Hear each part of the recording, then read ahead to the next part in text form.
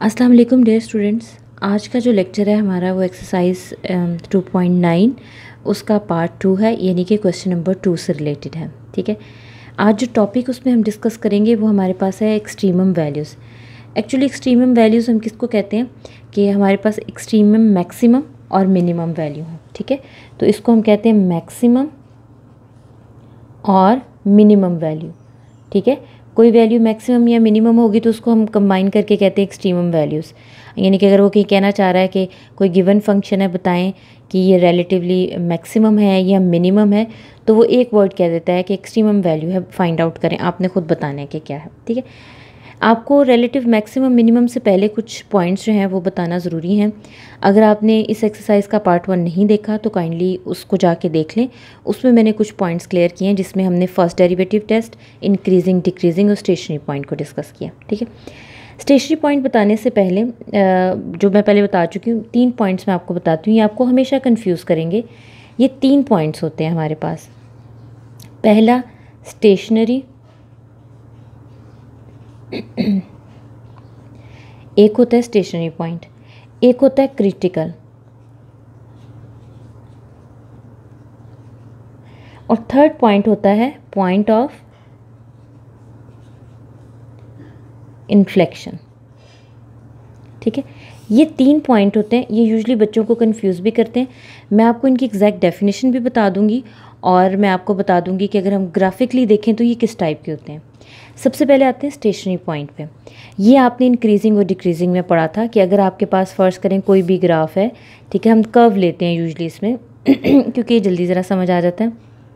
कोई भी हम कर्व ले लें तो आपके पास कर्व की ना 3 सिचुएशंस होती हैं। जैसे अगर आपने कोई बॉल थ्रो की है तो ऊपर जाती है, एक ऐसा पॉइंट आता है जहाँ पे वो कुछ लम्हे के लिए ना वो इंक्रीजिंग होती है ना डिक्रीजिंग, यानी कि ना वो ऊपर जा रही होती है ना वो नीचे आ रही होती है, बिल्कुल एक लम्हे के लिए रुकती है, फिर वो नीचे की तरफ आती है। इस पॉइंट को हम कहते हैं स्टेशनरी पॉइंट। ठीक है, यहाँ पे पॉइंट आके रुक गया, ठीक हो गया। यहाँ से आगे वो अपनी सिचुएशन चेंज कर लेगा। अगर इंक्रीजिंग था तो डिक्रीजिंग हो जाएगा, डिक्रीजिंग था तो इंक्रीजिंग हो जाएगा। अब इसकी डेफिनेशन एग्जैक्ट सुन लें। Any point where function is neither increasing और डिक्रीजिंग। इस पॉइंट पे ना वो इंक्रीजिंग है ना वो डिक्रीजिंग। ठीक है, मैं इसको रिपीट कर देती हूँ, आप इसको लिख लें। Any point where function is neither increasing nor decreasing is called stationary point. ये आपको क्लियर हो गया। नेक्स्ट हमारे पास है क्रिटिकल पॉइंट। अब हम क्या करते हैं, आपने इंक्रीजिंग और डिक्रीजिंग में सीखा था कि आपके पास अगर कोई भी फंक्शन है, जैसे let's suppose F of x है, x² + 1 है, आपने इसका फर्स्ट डेरिवेटिव लिया, ये आपके पास आ गया 2x, आपने फर्स्ट डेरिवेटिव को 0 पुट किया। ठीक है, लेट्स सपोज यहाँ पे मैं x कर लेती हूँ ताकि ज़रा और प्रिसाइज सा आंसर आपके पास आ जाए। आपने फर्स्ट डेरिवेटिव को 0 पुट किया तो वो हमारे पास फिर x की वैल्यू क्या देगा, x हमारे पास -1/2 आ गया। ठीक है, इस पॉइंट को हम कहेंगे कि जी इस जगह पे आके x की इस वैल्यू पे आके ये स्टेशनरी पॉइंट आपको मिलता है। फिर आप क्या करते हैं कि इस x की वैल्यू जो आपने फाइंड आउट की होती है, आप फर्स्ट डेरिवेटिव में पुट करते हैं और इंक्रीजिंग और डिक्रीजिंग बताते हैं। ठीक है, ऐसे ही था। अब वो कहता है पहले मैं अब इसको इसकी सिचुएशन आपको बता देती हूँ कि अगर आपके पास एफ ऑफ एक्स का कोई आंसर है फर्स्ट डेरिवेटिव में, x का आंसर आप पुट करें, ठीक है, और फर्स्ट डेरिवेटिव आपके पास या तो कोई आंसर, जब तो इंक्रीजिंग डिक्रीजिंग बता दे तब तो समझ आ गई ना, मतलब पॉजिटिव या नेगेटिव आंसर बता दे तो फिर तो समझ आ गई आपको। अगर 0 आंसर दे दे, ठीक है, या आपको इन्फिनिट या अनडिफाइन आंसर दे दे, ये 2 सिचुएशन वो दे सकता है। मैंने आपको ये कहना कि अगर आपने पहली वीडियो देखी है तो आपको यहाँ तक का प्रोसेस समझ आ जाएगा कि मैं क्या बात कर रही हूँ, नहीं तो प्लीज़ काइंडली इसको देख के आइएगा। आपको इंक्रीजिंग और डिक्रीजिंग का कॉन्सेप्ट क्लियर होगा तो ये क्रिटिकल का भी क्लियर हो जाएगा। ठीक है, मैं इसको दोबारा रिपीट कर देती हूँ कि आप क्या करते थे, फर्स्ट डेरिवेटिव लेते थे, एक्स की वैल्यू निकालते थे, उसको फर्स्ट डेरिवेटिव में पुट करते थे, पॉजिटिव आ जाए तो इंक्रीजिंग, नेगेटिव आ जाए तो डिक्रीजिंग। अब आपने एक्स की वैल्यू पुट की लेकिन आंसर 0 आ गया। अब 0 पॉजिटिव नेगेटिव नहीं, आपको नहीं पता क्या है, या अनडिफाइंड, कोई इन्फिनिटी टाइप, कोई 0/0, कोई भी ऐसी सिचुएशन बन जाए। ऐसी दोनों सूरतों में ये जो पॉइंट होता है ये हमारे पास क्या होता है, स्टेशनरी तो होता है लेकिन क्रिटिकल पॉइंट भी होता है। ठीक है, पहले अब इसकी डेफिनेशन सुनिएगा। इफ़, बल्कि मैं यहाँ पे लिख देती हूँ, इफ़, ये क्रिटिकल पॉइंट की डेफिनेशन है। ठीक है, if C belongs to domain of function f, ठीक है, जो भी फंक्शन उसने आपको दिया हुआ है, जो भी question f, and f bar of c is equals to 0 और f bar of c does not exist, ठीक है,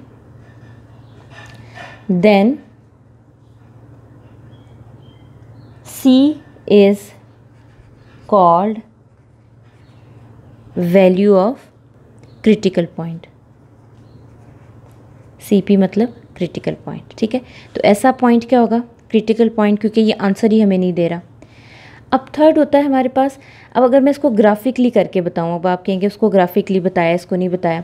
स्टेशनरी पॉइंट में मैंने आपको कंडीशन बताई थी कि इस पॉइंट के बाद अगर पहले इंक्रीजिंग था तो डिक्रीजिंग हो जाएगा, अगर पहले डिक्रीजिंग था तो फिर इंक्रीजिंग, इसके बाद ये जो सिचुएशन है इसने चेंज ज़रूर होना है स्टेशनरी के बाद। अब क्रिटिकल पॉइंट को अगर हम ग्राफिकली देखें ना तो वो कुछ इस तरह एक्चुअली होता है कि यानी कि ग्राफ गया उस पॉइंट पे जाके एकदम ड्रॉप हो गया, ठीक है, मतलब अचानक से उसने अपनी सिचुएशन चेंज किया, कोई ग्राफिकली नहीं किया, अनडिफाइंड टाइप बन गया अचानक ऊपर को चला गया, ठीक है। तो इस तरह का कोई अनडिफाइंड सी उसने अजीब सी कर्व ने बिहेवियर शो किया, उसको हम कहेंगे। नेक्स्ट हमारे पास है point of inflection, the function is increasing before x is equals to 0 and also after x is equals to 0, such point is called point of inflection, ठीक है।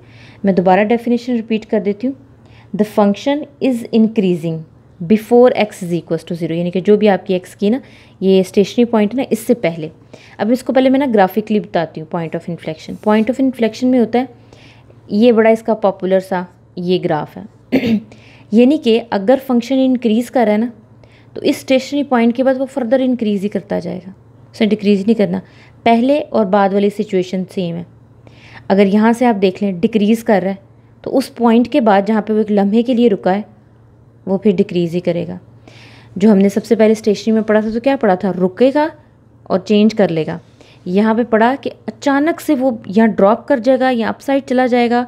Increase जैसे आपके पास रहा ना, इंक्रीज़ कर ऐसे ऊपर निकल गया इंक्रीज़ में, मतलब अजीब सी अनडिफाइंड टाइप से उसने कर्व की सूरत हाल से वो बाहर निकल गया, ठीक है। तो ये हमारे पास है पॉइंट ऑफ इन्फ्लेक्शन। इसकी डेफिनेशन में दोबारा रिपीट कर रही हूँ, the function is increasing before x, मतलब इस एक्स इज इक्वल्स टू 0 से पहले फंक्शन अगर इंक्रीज़ करे तो इसके बाद भी अगर वो इंक्रीज़ करे, ठीक है, such point is called point of inflection. मेरा ख्याल है ये आपको अब क्लियर हो गया होगा। अब हम बात करते हैं मैक्सिमम और मिनिमम। मैक्सिमम मिनिमम को ग्राफिकली अगर देखें तो अगर आपके पास कोई ऐसे कर्व से जा रहे हैं, ये देखें इसमें कितने पॉइंट्स हैं, तो रिलेटिवली इनमें से मैक्सिमम कौन है, रिलेटिवली इनमें से मिनिमम कौन है, मतलब बाकी भी मिनिमम है बाकी भी मैक्सिमम है, लेकिन रिलेटिवली अगर कंपेयर करें कौन मैक्सिमम मिनिमम है तो इसको हम कहते हैं मैक्सिमम मिनिमम पॉइंट। तो इसकी कंडीशन होती है कि अगर आपके पास सेकंड डेरिवेटिव लें, उसमें x की वैल्यू पुट करें, लेस देन 0 आ जाए तो आप कहेंगे मैक्सिमम फंक्शन है। अगर आपने सेकंड डेरिवेटिव में x की वैल्यू पुट की और ग्रेटर देन 0 आ जाए यानी कि पॉजिटिव आ जाए तो मिनिमम है। इसको हम सेकंड डेरिवेटिव टेस्ट भी कहते हैं। मतलब इसको फाइंड आउट करने का, मैक्सिमम मिनिमम को फाइंड आउट करने का मेथड जो है वो आपके पास सेकंड डेरिवेटिव टेस्ट है। तो सेकंड डेरिवेटिव टेस्ट जो है वो बड़ा आसान है, जिसको फर्स्ट आता है उसके लिए सेकंड मुश्किल नहीं है। तो पहले हम इसके क्वेश्चंस करते हैं, उसमें बाकी की क्यूरीज आपकी जो है वो क्लियर हो जाएंगी। एक्सरसाइज हमारे पास 2.9 है। क्वेश्चन है फाइंड द एक्सट्रीमम वैल्यूज़, मतलब maximum minimum for the following function as define as, ठीक है। हमने करना क्या होता है, इसके स्टेप्स याद रखिएगा, बड़ा आसान काम है। सबसे पहला काम आप क्या करेंगे, इसका फर्स्ट डेरिवेटिव लेंगे। फर्स्ट डेरिवेटिव लेंगे तो ये आ जाएगा 10x माइनस 6। फिर हम पुट करेंगे फर्स्ट डेरिवेटिव को इक्वल टू 0। ये वही काम है जो आपने फर्स्ट डेरिवेटिव टेस्ट में किया था। 10x minus 6 is equal to 0। तो इसमें से अब आपने x की वैल्यू निकालनी है, तो आपके पास आ जाएगा 6/10 यानी कि 3/5। ये आपके पास x की वैल्यू आ गई। अब आप सेकंड स्टेप क्या करेंगे, आप सेकंड डेरिवेटिव लेंगे, ठीक है, फर्स्ट डेरिवेटिव का सेकंड डेरिवेटिव। तो फर्स्ट डेरिवेटिव हमारे पास 10x माइनस 6 था, तो ये हमारे पास क्या आ जाएगा 10। अब आपने बताना है ये सेकंड डेरिवेटिव क्या है। अब देखें, अगर इसके साथ x आता तो मैं इस x की वैल्यू पुट करती, x नहीं है तो आपने सिर्फ सेकंड डेरिवेटिव सेकंड डेरिवेटिव को देखना है कि सेकंड डेरिवेटिव आपके पास पॉजिटिव है या नेगेटिव है। यानी कि ये आपके पास ग्रेटर देन 0 है, मतलब मैक्सिमम आ गया। ठीक है, रिलेटिवली मैक्सिमम आ गया। सॉरी, मिनिमम होगा। ठीक है, ये मिनिमम याद रखिएगा। सेकंड डेरिवेटिव अगर आपके पास वो x की वैल्यू पुट करने के बाद या उसका आंसर अगर ग्रेटर देन 0 है तो मिनिमम। वो इंक्रीजिंग डिक्रीजिंग से अक्सर कंफ्यूज हो जाते हैं। तो अगर लेस देन 0 है तो मैक्सिमम। इसको बस आपने इस पॉइंट को याद रखना है। ठीक है, अब मिनिमम आ गया। अब नीचे आप क्या लिखेंगे, hence f of x has a minimum at, या मिनिमा, ठीक है, पूरा आप मिनिमा लिखिएगा, at x is equals to 3/5 which is, अब आपने क्या करना है, जो क्वेश्चन आपके पास था f of x is equals to, पूरा क्वेश्चन आप लिखेंगे, इसके अंदर आपने अपने x की वैल्यू को पुट कर देना। ठीक है, तो ये आ जाएगा f of 3/5 is equals to 5, 3/5 square minus 6, 3/5 plus 2। Simple, ये कैलकुलेटर वाली कैलकुलेटेड चीज़ें हैं, आप इनको कैलकुलेटर से बेशक कैलकुलेट कर लें। ठीक है, और इसका एक डिजिट आंसर लिखते हैं। तो एक आधा स्टेप मैं आपके लिए कर लेती हूँ। ये 5 इससे कैंसिल हो जाएगा, चूँकि स्क्वायर है तो ये 9/5 बचेगा, ये 18/5 बचेगा, और ये 2। जब आप इसका एलसीएम लेंगे तो ये आपके पास 1/5 आंसर आ जाएगा। ठीक है, ये आपका रिक्वायर्ड आंसर आ गया। ये तो बड़ा सिंपल सा था। अब इससे करते हैं नेक्स्ट क्वेश्चन। नेक्स्ट हमारे पास इसका 6 पार्ट है। प्रोसीजर वही रहेगा। फर्स्ट स्टेप हम क्या करेंगे, फर्स्ट डेरिवेटिव लेंगे, ये आ जाएगा 6x square minus 4x minus 36। फिर हम क्या करेंगे, फर्स्ट डेरिवेटिव को पुट करेंगे 0, तो ये आ जाएगा 6x square 4x minus 36 is equals to 0। ठीक है, 2 कॉमन आ रहा है, कॉमन ले लें तो आपके पास बनेगा 3x square 2x minus 18 is equals to 0। Mid term break कर लें, क्वाड्रेटिक फार्मूला लगा लें। क्वाड्रेटिक फार्मूला अगर लगाएंगे तो a 3 है, b आपके पास -2 है, c आपके पास -18 है, तो x आपके पास -b plus minus b square 4ac divided by 2 है। इसमें वैल्यूज़ पुट करेंगे तो ये कुछ आपके पास, अगर मैं डायरेक्ट लिख दूँ क्योंकि ये तो आपने काफ़ी दफ़ा मेरे साथ भी आप इसको कर चुके हैं, तो ये हमारे पास आ जाएगा 2 प्लस माइनस 220 डिवाइडेड बाय 6। ठीक है, अब इसमें से अगर मैं 2 कॉमन ले लूँ तो ये आपके पास 55 बचेगा, तो ये हमारे पास आ जाएगा 1 प्लस माइनस 55 डिवाइडेड बाय 6। ठीक है, तो ये 2 इससे कैंसिल हो जाएगा, तो हमारे पास आ जाएगा प्लस माइनस 55/3। ये हमारे पास x की वैल्यू आ गई। ये जो x की वैल्यू है इसको आप थोड़ी देर के लिए यहाँ पे रेस्ट देंगे। अब हम लेंगे सेकंड डेरिवेटिव। ठीक है, तो मेरे पास सेकंड डेरिवेटिव क्या आएगा, फर्स्ट डेरिवेटिव तो पड़ा हुआ है, ये आपको नज़र भी आ रहा है, तो हम इसका अब सेकंड डेरिवेटिव लेते हैं। ठीक हो गया, तो सेकंड लेंगे। ये भी याद रखिएगा कि सिंप्लीफाइड वैल्यूज़ की तरफ मत जाइएगा। जो आपके पास टेक अवे फर्स्ट डेरिवेटिव था ना, डायरेक्ट इसका आप सेकंड डेरिवेटिव, इसलिए कन्फ्यूजन नहीं होगी। वैसे आंसर पे फ़र्क नहीं पड़ेगा, लेकिन फिर भी बेहतर यही है। ठीक है, तो ये आ जाएगा 12x माइनस 4। अब इसमें x की वैल्यू है ना, पिछले में नहीं थी, इसमें है। इसमें अब आपने x की वैल्यू पुट करनी है। पहले आप एक वैल्यू पुट करेंगे, फिर आप दूसरी वैल्यू पुट करेंगे। दोनों से आपने बताना है किस इस एक पॉइंट पे मैक्सिमम है या दोनों पे मैक्सिमम है या एक पे मिनिमम है, दोनों पे मिनिमम है। फिर आपने ये दोनों ही वैल्यू ओरिजिनल फंक्शन में भी पुट करनी है। ठीक है, तो पहले मैं कहती हूँ when x is equals to 1 plus square root 55/3। ठीक है, तो अब ये हमारे पास सेकंड डेरिवेटिव क्या आ जाएगा, 1 प्लस स्क्वायर रूट 55/3, तो ये आ जाएगा 12, 1 प्लस स्क्वायर रूट 55/3 माइनस 4। तो जब आप 3 को इससे कैंसिल करेंगे तो आपके पास क्या आ जाएगा 4, तो 4 को इनसाइड मल्टीप्लाई कर दें, 4 प्लस 4 स्क्वायर रूट 55 माइनस 4, 4 से कैंसिल, आंसर आपके पास पॉजिटिव आ गया। तो विच इज़ आप लिख दें कि ग्रेटर देन 0। ग्रेटर देन 0 है तो इसका मतलब है आपके पास क्या है ये value, hence f of x has a minima at, यहाँ पे आप लिखते हैं hence f of x has a minima at x is equals to 1 plus, that is, अब मिनिमा है लेकिन वो एक्चुअली मिनिमा क्या है, मिनिमम यानी कि वैल्यूज़ इस पॉइंट पे दे रहा है। ये फंक्शन अपनी सबसे मिनिमम वैल्यू जो है वो इस पॉइंट पे दे रहा है, और वो मिनिमम वैल्यू क्या है वो हम फंक्शन में पुट करके फाइंड आउट करते होते हैं। अब इसको हमने क्या करना है, फंक्शन में पुट करना है। तो हमारे पास फंक्शन क्या था, एफ ऑफ एक्स हमारे पास था 2x³ माइनस 2x² 36x + 3। अब इसमें हम पुट कर देंगे x की वैल्यू 1 + √55/3, ठीक है। तो ये आ जाएगा f ऑफ 1 + √55/3। उसको इसमें एक एक स्टेप आपका नहीं चाहिए, तो आप बड़े आराम से कैलकुलेटर जहाँ आपका दिल करे आप धड़ल्ले से डायरेक्ट यूज़ करें, नो प्रॉब्लम, ठीक हो गया। 1 + √55/3² माइनस ये आ जाएगा 36 1 + √55/3 + 3। एक मैं आपको कर देती हूँ, अगले वाला आप खुद कर लीजिएगा जिसमें यहाँ पे नेगेटिव साइन है, ठीक है। अच्छा, इससे पहले देख लें कि कौन कौन से हम फार्मूलाज यूज़ करें, उनको लिख लेते हैं ताकि हमें कन्फ्यूजन ना हो। एक स्क्वायर वाला है और एक क्यूब वाला फार्मूला है। स्क्वायर वाला फार्मूला तो बहुत आसान है, वो आप सबको ही आता होगा, a² b² + 2ab। इसी तरह क्यूब वाला भी बहुत आसान है, वो है a³ b³ + 3ab² + 3a²b, ठीक है। दोनों मैंने फार्मूलाज लिख दिए, ठीक है। तो हम इसी तरह अप्लाई करेंगे। तो ये हमारे पास फिर क्या बनेगा,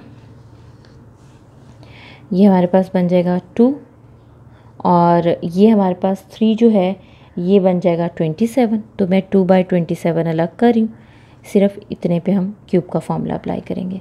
तो ये आ जाएगा a³ + b³ + 3a, तो चूँकि 1 है वैसे मैं लिख रही हूँ, आप ना भी लिखें नो प्रॉब्लम। √55 का स्क्वायर, पहले मैं सिर्फ फॉर्मूला आपको अप्लाई करके बता रही हूँ ताकि आपको कोई कन्फ्यूजन ना हो। तो यहाँ पे 1 का स्क्वायर तो 1 ही रहेगा, ठीक है। ये कंप्लीट हो गया। माइनस यहाँ पे 3 का स्क्वायर हमारे पास क्या बनेगा, 3 का स्क्वायर बनेगा ना, तो 3 का स्क्वायर 9 बनेगा, तो मैंने 2/9 अलग कर लिया।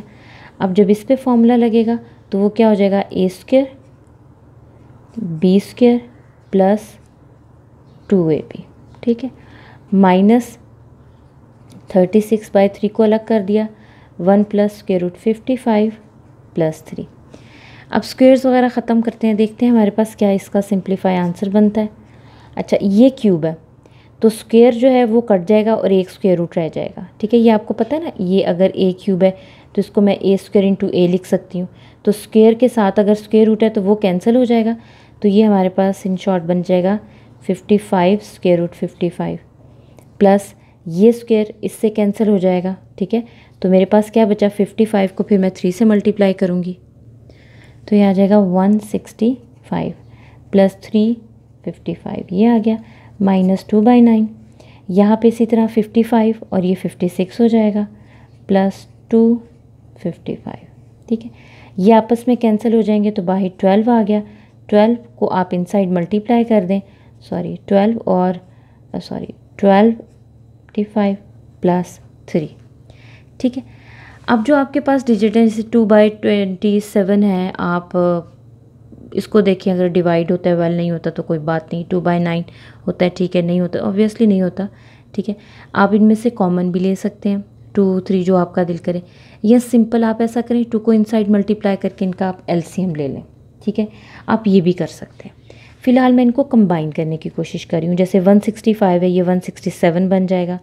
ये 3√55 है, तो 5 के जब 55 के साथ आप ऐड करेंगे तो ये आपके पास क्या बन जाएगा, ये आपके पास बन जाएगा 58।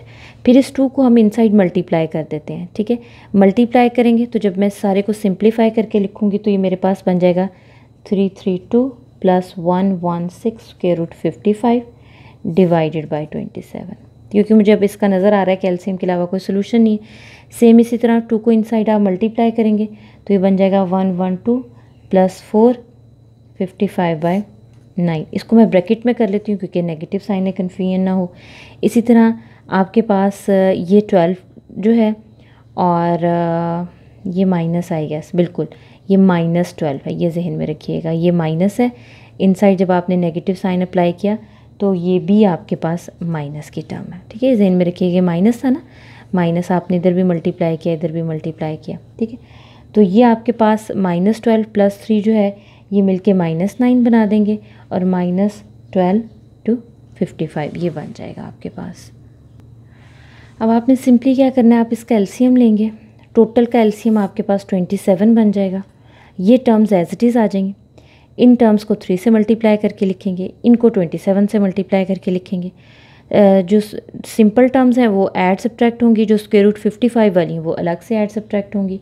तो मैं यहाँ पे अब आपका डायरेक्ट आंसर लिख रही हूँ, वो आपके पास आ जाएगा 247 + 220 √55। ठीक है, ये आपके पास आंसर आएगा। ठीक है, इसलिए मैंने आपसे कहा था डायरेक्ट आप कैलकुलेटर यूज़ करके भी कर सकते हैं, नो प्रॉब्लम।